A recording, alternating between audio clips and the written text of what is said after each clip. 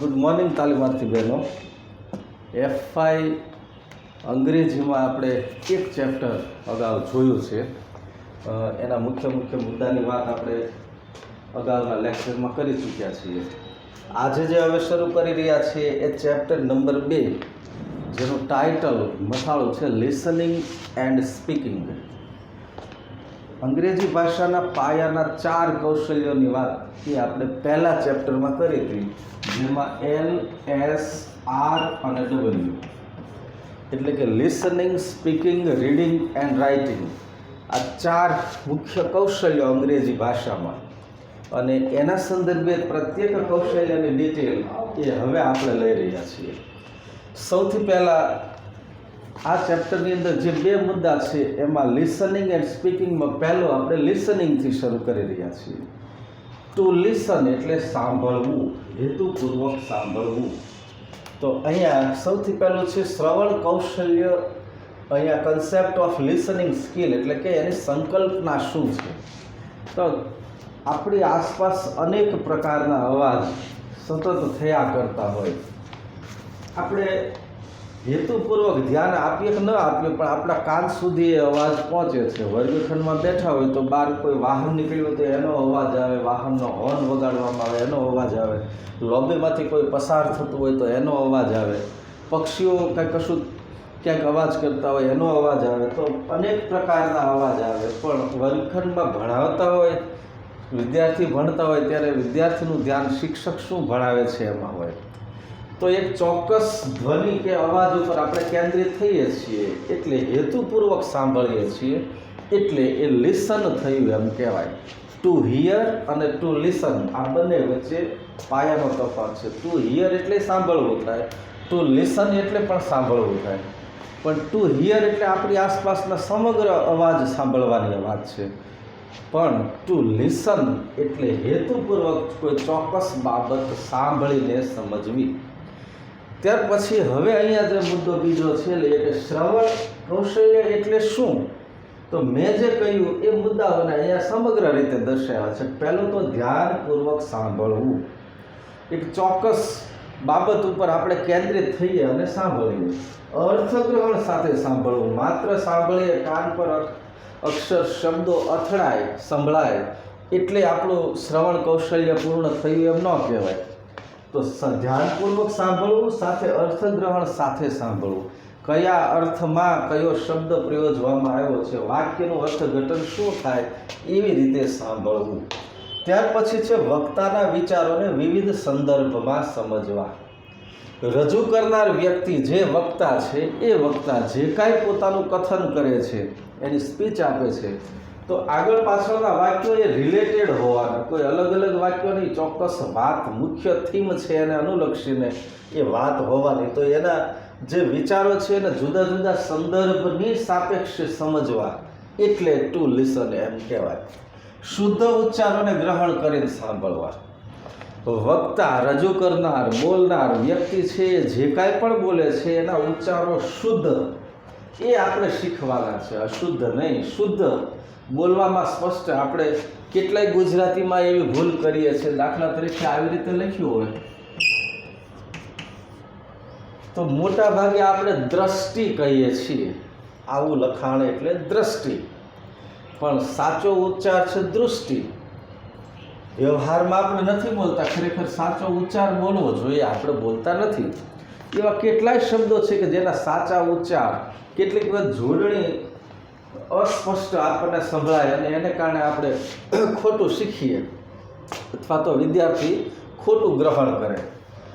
ત્યાર પછી હાવભાવ અને ચેષ્ટાઓ સમજવી. કશુંક રજૂ કરવા માટે શિક્ષક એની બોડી લેંગ્વેજનો ઉપયોગ કરતા હોય. કોઈક સમજાવતી વખતે આમ હાથ કરતું હોય, કોઈ સમજાવતી વખતે 2 હાથનો ઉપયોગ કરતું હોય, કોઈ સમજાવતી વખતે કશું ગણતરી કરાવતા કે ચાલો મુદ્દા નંબર 2, મુદ્દા નંબર 3, કોઈ આંગળીનો ઉપયોગ કરતું હોય. તો જુદા જુદા શારીરિક ભાવો અને ચેષ્ટાઓને સમજીને વિદ્યાર્થી જે કાંઈ એને કહેવામાં આવે છે એ યોગ્ય રીતે સાંભળે એટલે શ્રવણ કૌશલ્ય થયું એમ કહેવાય. ત્યાર પછી પ્રોસેસ ઓફ લિસનિંગ. હવે પ્રક્રિયા, શ્રવણની પ્રક્રિયા શું હોય છે, કેવી રીતે થાય છે. તો અહીંયા 3 બાબતો આપી છે: હિયરિંગ, લિસનિંગ અને કોગ્નિશન. હિયરિંગ એટલે આજુબાજુનું બધું જ સાંભળવું, પણ લિસનિંગ સેકન્ડ સ્ટેપ આવે ત્યારે ચોક્કસ બાબત જે આપણે સાંભળવા માગીએ છીએ એ જ વસ્તુ ઉપર ફોકસ થઈએ છીએ. કોગ્નિશન જે સાંભળીએ છીએ અને યોગ્ય અર્થમાં સમજવાની પ્રક્રિયા. તો હવે પ્રક્રિયા માટે અહીંયા 3 સ્ટેપ આપ્યા છે, એને સમજી લઈએ. પહેલું છે ઇનપુટ, એટલે કે જે શબ્દો આપણી સુધી આવે છે શ્રવણમાં એ શબ્દો. પ્રોસેસ, એ શબ્દોને યોગ્ય અર્થમાં સમજવાની પ્રક્રિયા. અને આઉટપુટ, ને એમાંથી નીકળતું અર્થઘટન સમજીએ. હવે એ જ વસ્તુને અહીંયા ઇનપુટ અને ડીકોડિંગ, જે શબ્દ આપણી સુધી પહોંચ્યો છે, જે વાક્ય આપણી સુધી પહોંચ્યું છે એ શબ્દને ઓળખવું, એ વાક્યને ઓળખવું એટલે ડીકોડ કરવું. અન્ડરસ્ટેન્ડિંગ, જે વાક્ય કે શબ્દ આપણા સુધી શ્રવણ કૌશલ્ય દ્વારા પહોંચ્યો છે એ વાક્ય કે શબ્દને સમજવાની પ્રક્રિયા. અહીંયા પ્રોસેસ તો કઈ થઈ? તો કે અન્ડરસ્ટેન્ડિંગની પ્રોસેસ થઈ. ઇનપુટ શું આપ્યું? તો કે ડીકોડિંગ, એટલે કે જે તે શબ્દ કે વાક્ય એને ઓળખવાની પ્રક્રિયા એ ઇનપુટનો ભાગ બને. પ્રોસેસની અંદર અન્ડરસ્ટેન્ડિંગ એટલે કે સમજની પ્રક્રિયા. આઉટપુટ શું આવ્યું? તો રિસ્પોન્સ, જે સંદર્ભમાં વાક્ય શબ્દ સાંભળીએ એ સંદર્ભમાં આપણે એને પ્રત્યુત્તર સામો આપી શકીએ જો યોગ્ય અર્થમાં સમજ્યા હોઈએ તો. હવે એ જ વસ્તુ છે કન્સેપ્ટ ઓફ સ્પીકિંગ સ્કિલ. કથન કરીએ ત્યારે આપણે આપણા વિચારોનું સંકલન કરીને રજૂ કરતા હોઈએ. આપણી પાસે જેટલું શબ્દ ભંડોળ વધારે હોય એટલું આપણે વધુ અસરકારક આપણે વાત રજૂ કરી શકીએ. તો અહીંયા શ્રવણ કૌશલ્ય માટે પણ આ જ અહીંયા જે પ્રોસેસ છે લાગુ પડે છે. કથન કૌશલ્યની અંદર સ્પીકિંગ એટલે બોલવું. તો કથનની અંદર પણ અહીંયા ઇનપુટ અને ડીકોડિંગ, પ્રોસેસ અને અન્ડરસ્ટેન્ડિંગ, આઉટપુટ અને રિસ્પોન્સ ટાઈપ બને કે જેની અંદર સૌથી પહેલાં કશું બોલવામાં આવે. તો એ બોલવામાં શું આવે કે જે સાંભળ્યું છે એના આધારે પ્રત્યુત્તર સ્વરૂપે કશું રજૂ થયું. ત્યાર પછી જે કથન થયું છે એના સંદર્ભની અંદર સમજ સામેના વ્યક્તિની વિકસે અને એની સાથે એ ત્યાંથી પ્રત્યુત્તર રિસ્પોન્સ આપે. હવે પછીનો મુદ્દો છે strategies and activities two develop listening and speaking skill. આ જે બંને પદ્ધતિઓ છે વિકસાવવા માટે સ્ટ્રેટેજીસ અને એક્ટિવિટીઝ. સ્ટ્રેટેજીસ એટલે વિવિધ પ્રકારની વ્યૂહરચના, એક્ટિવિટીઝ એટલે વિવિધ પ્રવૃત્તિઓ. શેની માટેની વ્યૂહરચના અને પ્રવૃત્તિ? તો to develop listening and speaking skill. શ્રવણ અને કથન કૌશલ્ય વિકસાવવા માટેની વિવિધ પ્રયુક્તિઓ અને એની સાથે જ પ્રવૃત્તિઓની વાત છે. એમાં અહીંયા આપણે 3 સુધી અત્યારે લઈએ છીએ. સૌથી પહેલું છે રીડલ, જોડકણા. વિદ્યાર્થીને સૌથી પહેલાં ઇંગ્લિશ હજી શીખી રહ્યા છે ત્યારે બહુ મોટા કાવ્યો ન આપતા, નાના જોડકણા આપવા જોઈએ. ત્યાર પછી રાઇમ, એક નાની કવિતા 5-7 લીટીની હોય એવી કે જેના દ્વારા એ કવિતાને યોગ્ય અર્થમાં પામે, સમજે, એનો અર્થ બરાબર એ સમજે. તો એ રીડલ એટલે કે જોડકણા, પછી રાઇમ, અને ત્યાર પછી જ્યારે એની સમજ પૂરી વિકસે ત્યારે પોએમ એટલે કે કાવ્યો એને આપી શકાય કે જેના દ્વારા એ કાવ્યનો રસાસ્વાદ માણી શકે અને કાવ્યનો યોગ્ય અર્થ પણ સમજી શકે.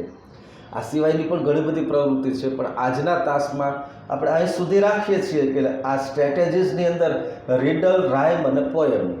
કાવ્ય દ્વારા જે શીખાય છે એ 5 કે 10 પાના દ્વારા ન શીખી શકાય, એટલો એમાંથી ભાવ નિષ્પન્ન થતો હોય તો યોગ્ય અર્થમાં સમજે તો એ કાવ્યનો રસાસ્વાદ માણી શકે.